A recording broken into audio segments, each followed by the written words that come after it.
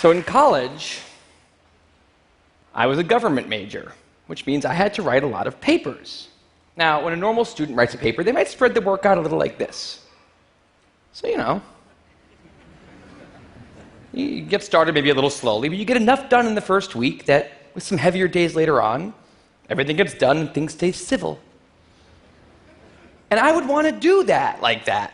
That would be the plan. I would have it all ready to go, but then actually the paper would come along, and then I would kind of do this.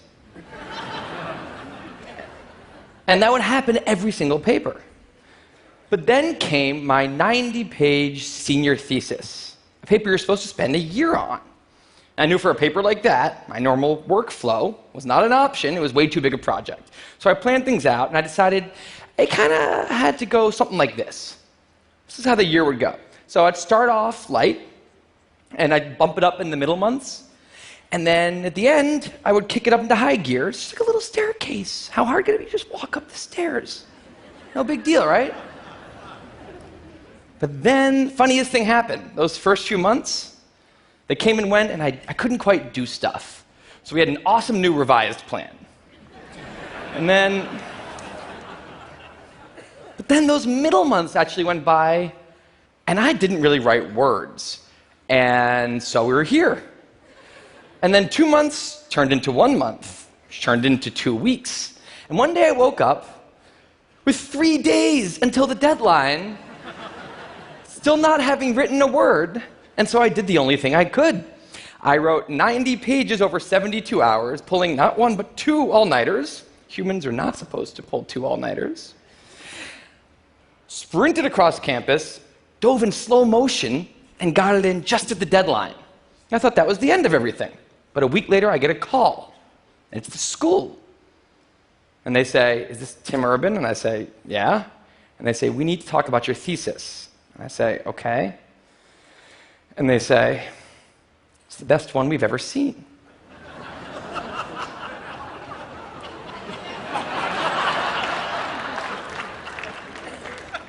That did not happen. It was a very, very bad thesis.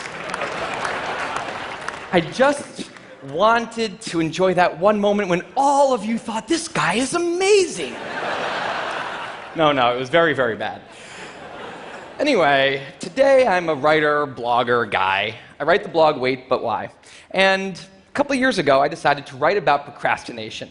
My behavior has always perplexed the non-procrastinators around me, and I wanted to explain to the non-procrastinators of the world what goes on in the heads of procrastinators and why we are the way we are.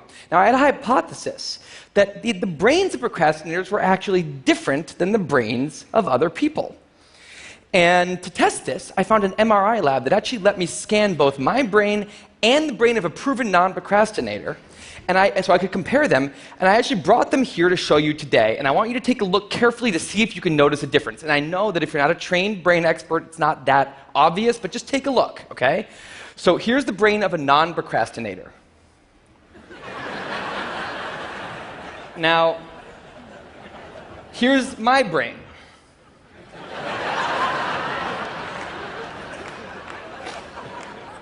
There is a difference. Both brains have a rational decision maker in them, but the procrastinator's brain also has an instant gratification monkey. Now, what does this mean for the procrastinator? Well, it means everything's fine until this happens. So the rational decision maker will make the rational decision to do something productive, but the monkey doesn't like that plan. So he actually takes the wheel, and he says, "Actually, let's read the entire Wikipedia page of the Nancy Kerrigan-Tanya Harding scandal, because I just remembered that happened. Then we're going to go over to the fridge. We're going to see if there's anything new in there since 10 minutes ago. After that, we're going to go on a YouTube spiral that starts with videos of Richard Feynman talking about magnets and ends much, much later with us watching interviews with Justin Bieber's mom. All of that's going to take a while, so we're not going to really have room on the schedule for any work today. Sorry."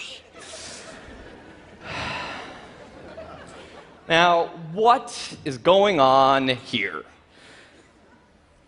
The instant gratification monkey does not seem like a guy you want behind the wheel. He lives entirely in the present moment. He has no memory of the past, no knowledge of the future, and he only cares about two things: easy and fun.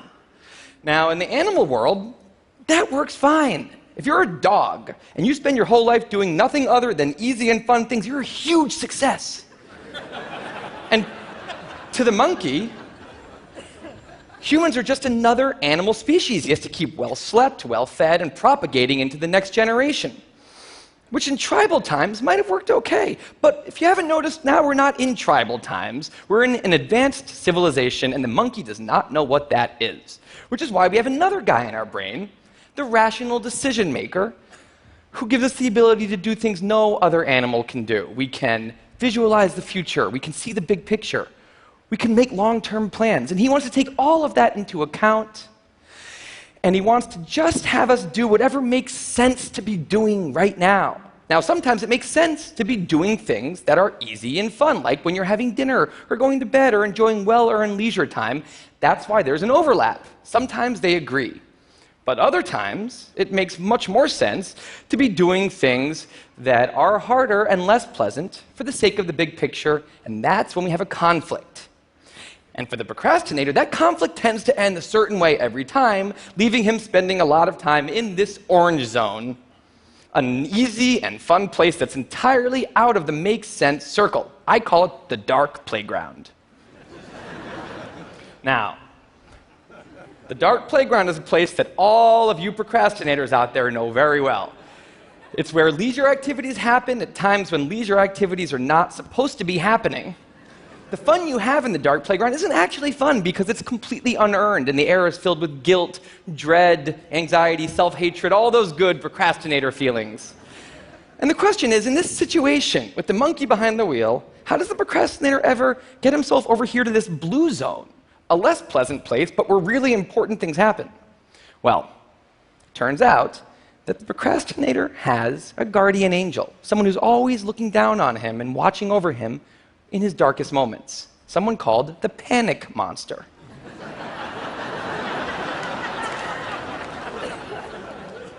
Now, the panic monster is dormant most of the time, but he suddenly wakes up anytime a deadline gets too close or there's danger of public embarrassment, a career disaster, or some other scary consequence. And importantly, he's the only thing that the monkey is terrified of. Now, he became very relevant in my life pretty recently because the people of TED reached out to me about 6 months ago and invited me to do a TED Talk.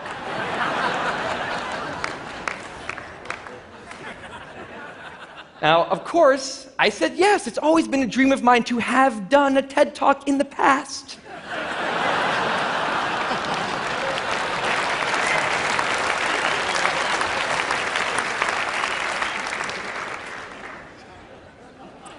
But in the middle of all this excitement, the rational decision maker seemed to have something else in his mind. He was saying, are we clear on what we just accepted? Do we get what's going to be now happening one day in the future? We need to sit down and work on this right now. And the monkey said, totally agree, but also let's just open Google Earth and let's zoom into the bottom of India, like 200 feet above the ground, and we're going to scroll up for 2.5 hours till we get to the top of the country so we can get a better feel for India.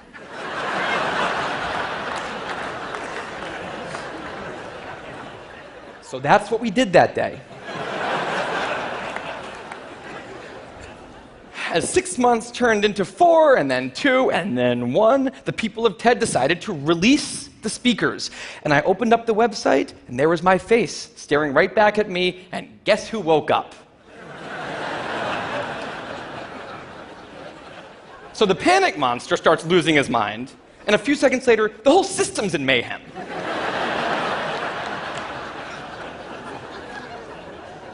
And the monkey, who, remember, he's terrified of the panic monster, boom, he's up the tree.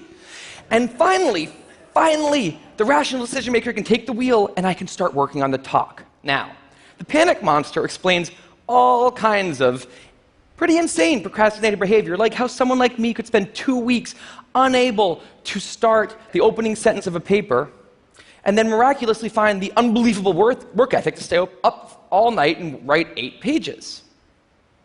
And this entire situation with the 3 characters, this is the procrastinator's system. It's not pretty, but in the end, it works. And this is what I decided to write about on the blog just a couple years ago. Now, when I did, I was amazed by the response. Literally thousands of emails came in from all different kinds of people, from all over the world, doing all different kinds of things. These were people who were nurses and bankers and painters and engineers and lots of PhD students. And they were all writing saying the same thing. I have this problem too. But what struck me was the contrast between the light tone of the post and the heaviness of these emails. These people were writing with intense frustration about what procrastination had done to their lives, about what this monkey had done to them. And I thought about this, and I said, well, if the procrastinator system works, then what's going on? Why are all these people in such a dark place? Well, it turns out that there's two kinds of procrastination. Everything I've talked about today, the examples I've given, they all have deadlines. And when there's deadlines, the effects of procrastination are contained to the short term because the panic monster gets involved. But there's a second kind of procrastination that happens in situations when there is no deadline. So if you want to have a career where you want to be a self-starter, something in the arts, something entrepreneurial, there's no deadlines on those things at first because nothing's happening at first, not until you've gone out and done the hard work to get some momentum, to get things going. There's also all kinds of important things outside of your career that don't involve any deadlines, like seeing your family or exercising and taking care of your health, working on your relationship or getting out of a relationship that isn't working. Now, if the procrastinator's only mechanism of doing these hard things is the panic monster, that's a problem because in all of these non-deadline situations, the panic monster doesn't show up. He has nothing to wake up for. So the effects of procrastination, they're not contained. They just extend outward forever. And it's this long-term kind of procrastination that's much less visible and much less talked about than the funnier, short-term, deadline-based kind. It's usually suffered quietly and privately. And it can be the source of a huge amount of long-term unhappiness and regrets. And I thought, that's why these people are emailing, and that's why they're in such a bad place. It's not that they're cramming for some project. It's that long-term procrastination has made them feel like a spectator at times in their own lives. The frustration was not that they couldn't achieve their dreams, it's that they weren't even able to start chasing them. So I read these emails, and I had a little bit of an epiphany that I don't think non-procrastinators exist. That's right. I think all of you are procrastinators. Now, you might not all be a mess, like some of us. And some of you may have a healthy relationship with deadlines. But remember, the monkey's sneakiest trick is when the deadlines aren't there. Now, I want to show you one last thing. I call this a life calendar. That's one box for every week of a 90-year life. That's not that many boxes, especially since we've already used a bunch of those. So I think we need to all take a long, hard look at that calendar. And we need to think about what we're really procrastinating on, because everyone is procrastinating on something in life. We need to stay aware of the instant gratification monkey. That's a job for all of us. And because there's not that many boxes on there, it's a job that should probably start today. Well, maybe not today, but sometime soon. Thank you.